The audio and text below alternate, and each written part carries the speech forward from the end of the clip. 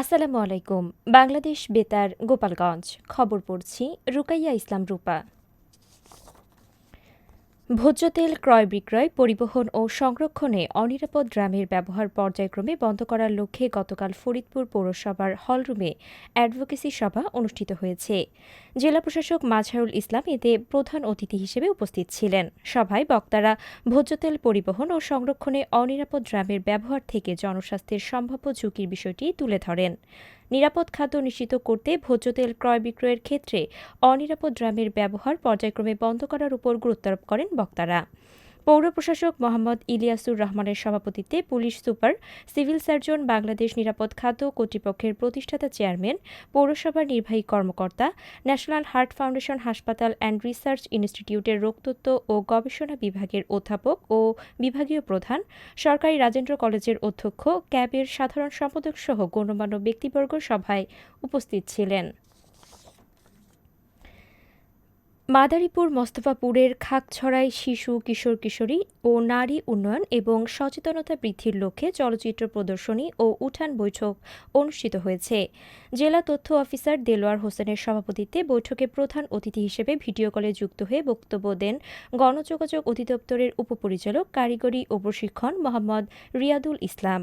বৈঠকে বক্তারা শিশু, কিশোর কিশোরী ও নারীর অধিকার, নিরাপত্তা, শিক্ষা ও সামগ্রিক উন্নয়নে সচেতনতার গুরুত্ব তুলে ধরেন। জাতীয়তাবাদী স্বেচ্ছাসেবক দলের ৪৬তম প্রতিষ্ঠা বার্ষিকীতে মাদারীপুরে র্যালি ও সমাবেশ অনুষ্ঠিত হয়েছে। প্রতিষ্ঠা বার্ষিকী উপলক্ষে শহরের শকুনি লেকবার মুক্তমঞ্চ থেকে একটি র্যালি বের হয়ে সদর মডেল থানার সামনে গিয়ে শেষ হয়। পরে সেখানে সমাবেশ অনুষ্ঠিত হয়। সমাবেশে বক্তারা বলেন, প্রতিষ্ঠার পর থেকেই জাতীয়তাবাদী স্বেচ্ছাসেবক দল গণতন্ত্র ও মানুষের অধিকার প্রতিষ্ঠার আন্দোলনে গুরুত্বপূর্ণ ভূমিকা পালন করে আসছে। দেশের গণতন্ত্র পুনঃপ্রতিষ্ঠা এবং মানুষের অধিকার আদায়ের আন্দোলনে সংগঠনের নেতাকর্মীরা ভবিষ্যতেও ঐক্যবদ্ধভাবে কাজ করবেন বলে তারা প্রত্যয় ব্যক্ত করেন। জেলা স্বেচ্ছাসেবক দলের সভাপতি মোহাম্মদ শাহাদাত হোসেন হাওলাদার, সহ সাধারণ সম্পাদক ইরাদ মুন্সী ও সাংগঠনিক সম্পাদক মিজান শিকদার সহ সংগঠনের বিভিন্ন পর্যায়ের নেতৃবৃন্দ এ সময় উপস্থিত ছিলেন। আইন মেনে চালাবো গাড়ি, নিরাপদে ফিরবো বাড়ি এ প্রতিপাদ্যকে সামনে রেখে মাদারীপুরে পেশাজীবী গাড়ি চালকদের পেশাগত দক্ষতা ও সচেতনতা বৃদ্ধিমূলক প্রশিক্ষণ কর্মশালা গতকাল বিআরটিএ সার্কেল কার্যালয়ে অনুষ্ঠিত হয়েছে। কর্মশালায় চালকদের সড়ক নিরাপত্তা, ট্রাফিক আইন মেনে চলা, গাড়ি চালানোর সময় সতর্কতা এবং দুর্ঘটনা প্রতিরোধে করণীয় বিষয়ে বিভিন্ন দিক নির্দেশনা দেয়া হয়। কর্মশালায় বক্তারা বলেন, সড়ক দুর্ঘটনা কমাতে চালকদের পেশাগত দক্ষতার পাশাপাশি সচেতনতা বাড়ানো জরুরি। ট্রাফিক আইন ও নির্ধারিত গতিসীমা মেনে চলা, সতর্কতার সঙ্গে ওভারটেকিং এবং গাড়ির যান্ত্রিক ত্রুটি নিয়মিত পরীক্ষা করার উপর গুরুত্বারোপ করেন বক্তারা। যাত্রী ও পথচারীদের নিরাপত্তাকে সর্বোচ্চ গুরুত্ব দিয়ে দায়িত্বশীলভাবে গাড়ি চালানোর আহ্বান জানানো হয় কর্মশালায়।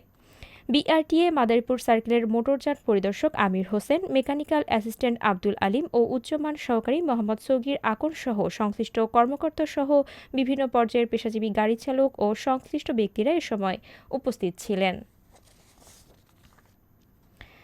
ফরিদপুরের মধুখালী পৌর এলাকায় বিভিন্ন স্থানে সরকারি ও পৌরসভার জায়গা দখল করে গড়ে ওঠা অবৈধ স্থাপনা উচ্ছেদে অভিযান করেছে উপজেলা প্রশাসন। গতকাল মধুখালী মরিচ বাজার এলাকা থেকে এই অভিযান শুরু হয়।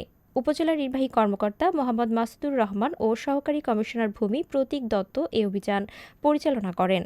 অভিযানে অবৈধভাবে নির্মিত স্থাপনা উচ্ছেদ এবং দখলমুক্ত করতে প্রয়োজনীয় ব্যবস্থা নেওয়া হয়। থানার ভারপ্রাপ্ত কর্মকর্তা সুখদেব রায়, সাব ইন্সপেক্টর আব্দুল আলিম, পৌরসভার উপসহকারী প্রকৌশলী, হিসাবরক্ষক, লাইসেন্স পরিদর্শক, কনজারভেন্সি ইন্সপেক্টর সহ পুলিশ ও আনসার বাহিনীর সদস্যরা অভিযানে উপস্থিত ছিলেন। ফরিদপুরের ভাঙা হাইওয়ে এক্সপ্রেসে ঢাকাগামী লেনে মোটরসাইকেলের ধাক্কায় চালক সাকিব শেখ ও হৃদয় শেখ নামে এক পথচারী নিহত হয়েছে। পুলিশ জানায়, গতকাল রাতে নগরকান্দা থেকে সাকিব মোটরসাইকেলে করে হাইওয়ে এক্সপ্রেসের ঢাকাগামী লেনে দ্রুত গতিতে মোটরসাইকেল চালিয়ে ইন্টারচেঞ্জ এরিয়া অতিক্রম করছিল। এ সময় পথচারী হৃদয় শেখ রাস্তা পারাপারের সময় উভয়ই মুখোমুখি সংঘর্ষে ঘটনাস্থলে দুইজন মারা যায়। খবর পেয়ে লাশ দুটি ও মোটরসাইকেলটি উদ্ধার করা হয়। এ ঘটনায় আইনি ব্যবস্থা প্রক্রিয়াধীন। গতকাল মাদারীপুর শিবচরের বাখরের কান্দি এলাকা থেকে অজ্ঞাতনামা এক তরুণীর মরদেহ উদ্ধার করেছে পুলিশ। পুলিশ জানায়, দারুস ইসলামিয়া মাদ্রাসা সংলগ্ন থেকে এক নারীর মরদেহ পড়ে থাকতে দেখে স্থানীয়রা। পরে খবর পেয়ে পুলিশ ঘটনাস্থলে গিয়ে মরদেহটি উদ্ধার করে। নিহতের পরিচয় শনাক্ত ও ঘটনার রহস্য উদ্ঘাটনে পুলিশ তদন্ত করছে। সবশেষে আবহাওয়া।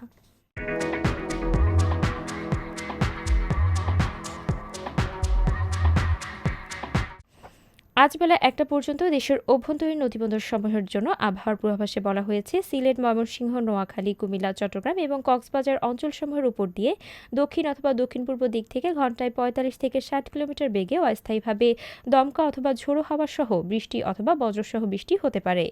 এসব এলাকার নদীবন্দরসমূহকে ১ নম্বর সতর্ক সংকেত দেখাতে বলা হয়েছে। খবর শেষ হলো। আমাদের পরবর্তী খবর প্রচারিত হবে আগামীকাল সকাল ৮টা ৩০ মিনিটে বাংলায়।